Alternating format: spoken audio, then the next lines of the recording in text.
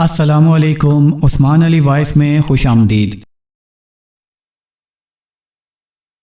قیامت کے دن اللہ پاک انبیاء سے، صدیقین سے، شہداء سے کہے گا جاؤ جتنے انسان جہنم سے نکال کر لا سکتے ہو نکال لو۔ اس طرح حضور اکرم صلی اللہ علیہ وآلہ وسلم کی شفاعت پر بے شمار مخلوق نکلے گی۔ اب اللہ پاک فرمائیں گے کہ اب میری باری ہے، تم سب فارغ ہو گئے۔ اب اللہ پاک اپنے دونوں ہاتھوں سے جہنم کے اندر ایمان والوں کو نکالیں گے۔ اس طرح جس کے دل میں ذرہ برابر بھی ایمان ہوگا وہ جہنم سے نکال لیا جائے گا۔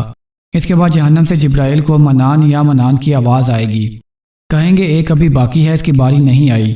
تو اللہ پاک کہیں گے جاؤ اس کو نکال کے لے آؤ۔ تو وہ آئیں گے اور دروغہ جہنم سے کہیں گے ارے بھائی ایک اٹکا ہوا آخری قیدی ہے، اس کو نکال دو۔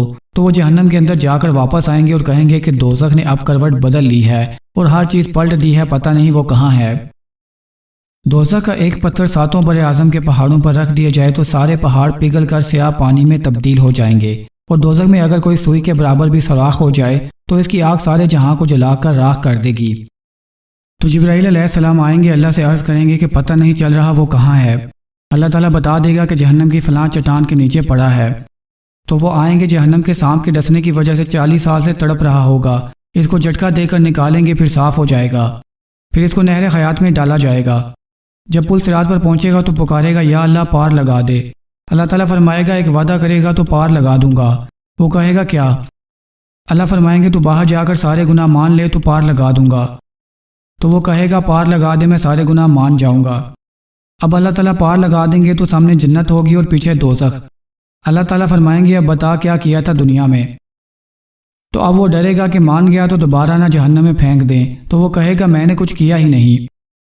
اللہ تعالیٰ کہے گا گواہ لاؤ۔ تو وہ تسلی کے لیے ادھر ادھر دیکھے گا تو کوئی نظر نہیں آئے گا۔ جنت والے جنت میں ہیں اور دوزخ والے دوزخ میں ہیں، وہاں کوئی بھی نہیں ہوگا۔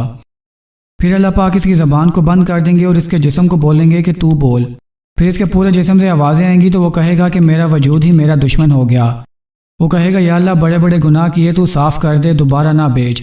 تو اسے کہا جائے گا کہ جا جنت میں چلا جا۔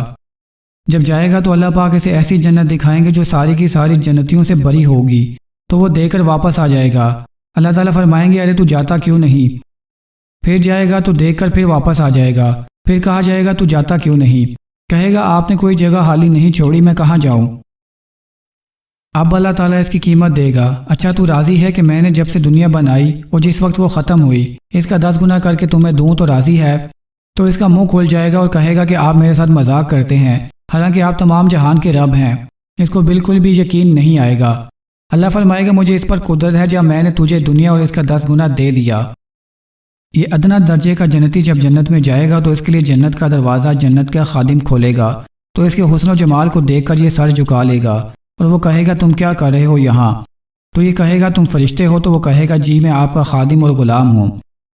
اس کے لیے جنت میں قالین ہوں گے جس پر یہ 40 سال تک چل سکتا ہے، اور اس کے دونوں طرف 80,000 خادم ہوں گے، اور وہ کہیں گے اے ہمارے آقا آپ اتنی دیر سے آئے؟ تو وہ کہے گا کہ شکر کرو میں آ گیا، تمہیں کیا خبر کہ کہاں کہاں پھنسا رہا۔